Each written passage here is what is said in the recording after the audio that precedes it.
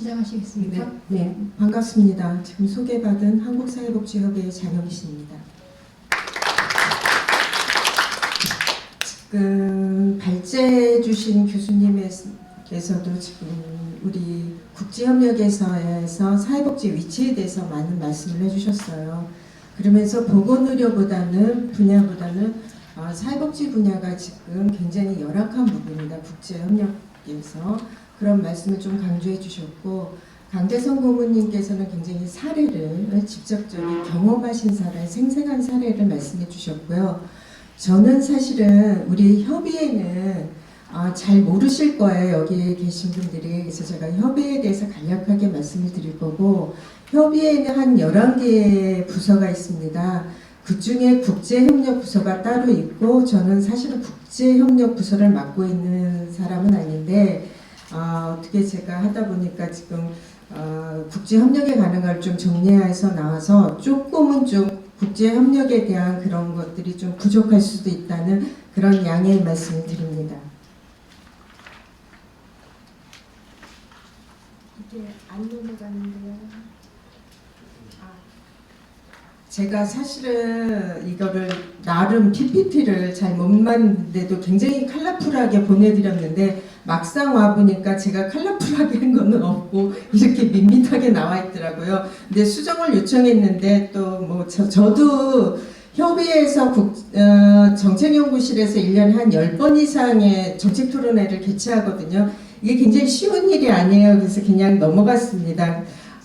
저희 한국사회복지협회는 복지 분야에서 유일한 공공기관으로서 사회복지사업법 제33조에 의거해서 설치 운영되고 있습니다. 그래서 중앙에 한국사회복지협의회가 있고, 또 시도 17개의 시도 사회복지협의회가 설치 운영되고 있어서 중앙과 시도는 의무적으로 설치되어 있고, 시군구에는 임의조항이기 때문에 161개의 시군구 협의회가 설치되어 있습니다.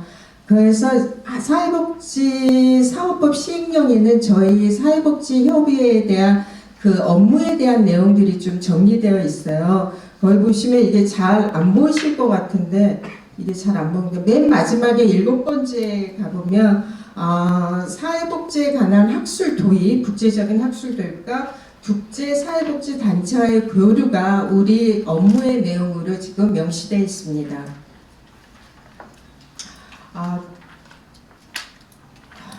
그래서 저희 사회복지협의회는 사실은 1952년 한국전쟁 시에 저희가 부산에서 단체 연합회로서 설립이 돼서 올해 창립 70주년을 맞았습니다. 그래서 우리가 그 ICSW라고 국제사회복지협의회 회원국으로서 1995년부터 우리가 회원국으로 가입해서 4년에 한 번씩 사회복지 관련된 아젠다를 공통으로 잡고 국제회의를 참여하고 선진 복지국가들과 국제 교류를 하고 있습니다. 그리고 2019년도에 저희 한국사회복지협의회 회장이 ICSW 회장으로 선출됨으로써 좀 더 그 국제 무대의 장을 열어서 국제 포럼을 활발히 20년, 21년, 22년도에 지금 실시하고 있는 중입니다. 그리고 동북아 대회라는 게 있어서요. 일본, 한국, 대만이 매년 한 번씩 돌아가면서 우리가 동북아의 이슈를 잡아서 포럼을 하고, 또 그 해당 국가가 그날 포럼을 하는 데면 그 다음에 그 관계된 시설들을 방문해서 어떻게 운영되고 있냐를 매년 실시하고 있습니다. 근데 코로나로 인해서 2000년도부터는 온라인으로 지금 실시하고 있습니다. 그래서 우리가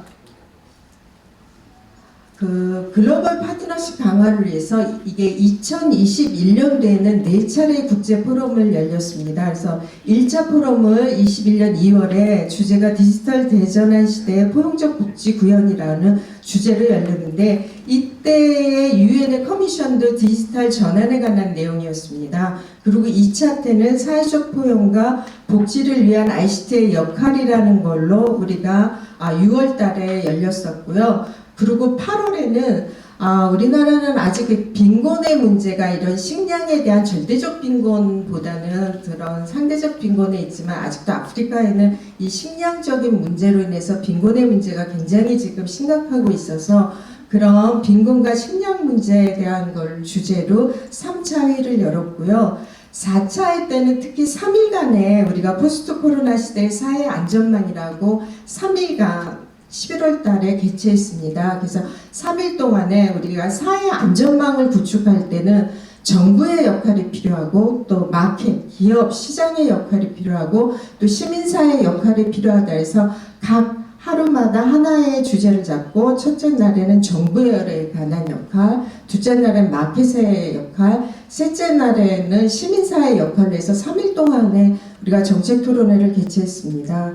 그리고 이때 그 2021년에 4차에 걸쳐서 한 거를 우리가 이때는 코로나 때문에 온라인으로 했기 때문에 전 세계적으로 이걸 ICSW 회원국가에 전 세계적으로 이게 송출이 되었고요. 그리고 4차 때 굉장히 많은 좋은 닐 길버트를 비롯해서 사회적 기업가 센터의 그 스콜 니콜라스라든가 굉장히 좋은 논문들이 많이 발표되었기 때문에 이거를 영문으로 해서 룰리츠라는 굉장히 그 유명한 출판사들 이거를 출판을 해서 우리 회원국가 ICSW 회원국가에게 배포를 했습니다.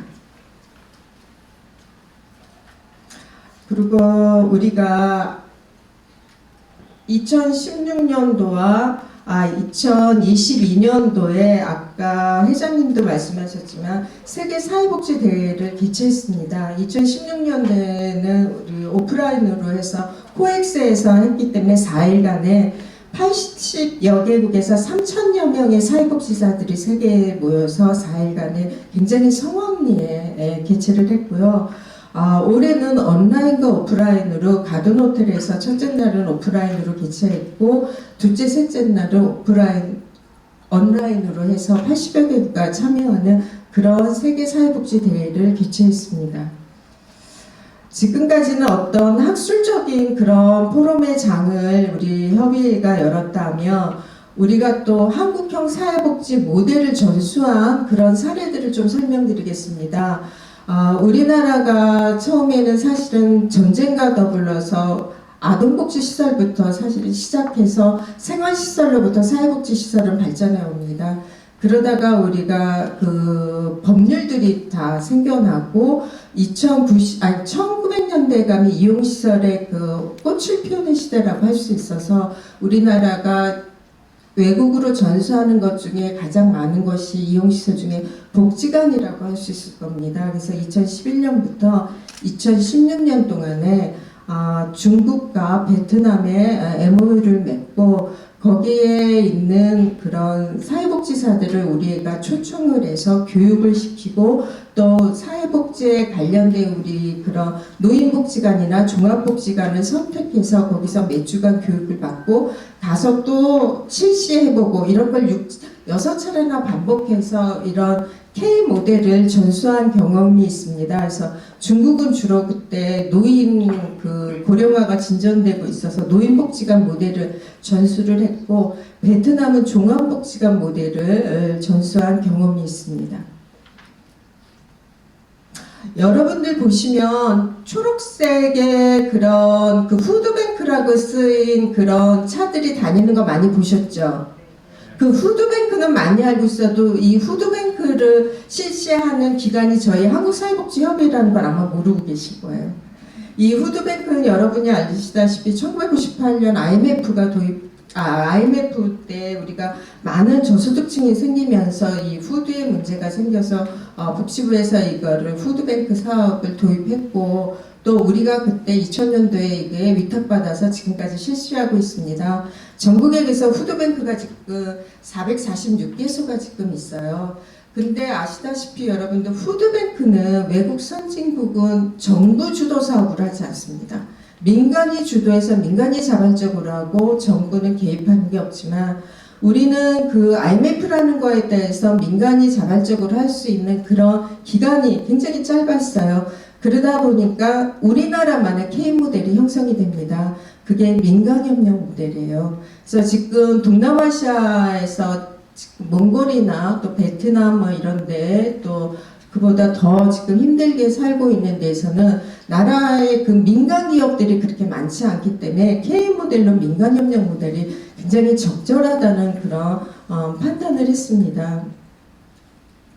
그래서 처음에 몽골이 2016년부터 이 푸드뱅크에 관심을 갖고 우리나라에 정식적으로 요청을 했고요. 그래서 우리가 2018, 19년도에 몽골을 방문해서 양해각서를 했고, 그리고 2019년도에는 저희 협의회에서 10명으로 연구진을 구성해서 박사, 또 교수, 또 현장 사람들이 몽골에 가서 일주일간을 머물면서 현지 조사를 했습니다. 그래서 마켓이 어떻게 형성이 됐고 기본 식품들을 어떻게 우리가 배분을 할 수 있으며 어떻게 모을 수 있고 이게 우리가 민간협력 모델로 갈 수 있지만 몽골에서는 어떤 모델로 이게 배분 사업을 해야 될지에 대한 열흘간을 했고요. 그거를 토대로 몽골에 지금 푸드뱅크가 설치돼서 지금 운영이 되고 있습니다. 그리고 베트남도 마찬가지로 우리는 베트남 때는 우리가 온라인을 통해서 계속 그런 전수 사업을 했고 베트남도 지금 푸드뱅크 사업을 해서 코로나 때 굉장히 많은 효과를 보고 있다는 그런 얘기를 듣고 있습니다. 그래서 지금 아시아 태평양 한국형 푸드뱅크 모형을 지금 전수하기 위해서 우리가 2016년도 또 2021년도에 포럼을 지금 개최하고 있고요. 이거는 계속 개최함으로써 우리가 그 K 푸드뱅크 모델을 아시아에 전파하려고 하는 계획을 갖고 있습니다. 그럼 지금까지 우리가 포럼의 장을 만들고 그리고 우리 K 모델을 전수하고 있고 하지만 이보다 더 많은 것을 할 수 있고 더 많은 것이 필요하다는 생각을 지금 하고 있어요. 왜냐하면 지금 아시다시피 우리가 양극화는 전세적으로 심각해지고 소득 재분배는 지금 굉장히 점점 더 나빠지고 있기 때문에 이게 우리만의 문제라는 생각은 하지 않습니다. 그래서 지금 저희 협의회에서는 마지막 장으로 좀 해주시겠습니까? 아니, 바로 위에 거. 네, 지금 생각하고 있는데 국제 스마트 복지센터 가칭입니다. 아까 많은 부분들이 어떤 누군가는 해야 되지 않겠냐는 말씀을 많이 해주셨는데요. 이거를 구상한 지는 한 2년이 됐습니다. 그래서 사실은 스마트 복지가 뭔지의 개념 정리에서부터 많이 시간이 들었고요. 지금도 많이 고민하고 있습니다. 그래서 스마트 복지라는 거에 지금 키워드를 생각하는 건 일자리, 그리고 ICT, 그리고 맞춤형입니다. 그래서 좀 더 고도화해서 이거를 국제사회 개발도상국의 그 사회복지 문제를 국제사회와 같이 공조하고 해결해 나가기 위한 그런 조직으로 만들고 싶고요. 또 하나는 지금 보건의료 분야에서는 굉장히 많은 우리가 이런 국제협력이 이루어지고 특히 국제보건의료재단에서는 굉장히 활발한 이런 것들이 이루어지는데 지금 복지 분야에서는 굉장히 불모지라는 생각이 들어서 이런 것들을 지금 구상하고 있고요. 근데 이걸 하려면은 우리 협의회만으로는 이거 할 수가 없어서 지금 예산 확보에 지금 좀 심혈을 기울이고 있고 이게 된다면 지금 조직도는 사실 어떻게 바뀔지는 모르지만 지금 저희가 구상하고 있는 거는 저렇게 교육과 훈련을 통해서 그런 것들이 일자리나 그런 것들이 만들어져야 될 것 같고요. 제가 근데 지금 잘 안 보여요.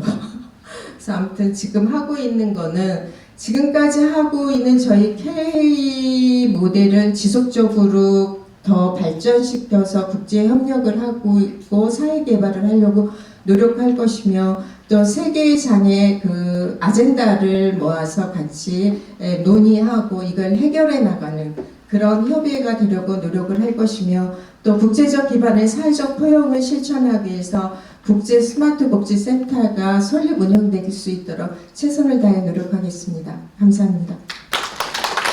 네,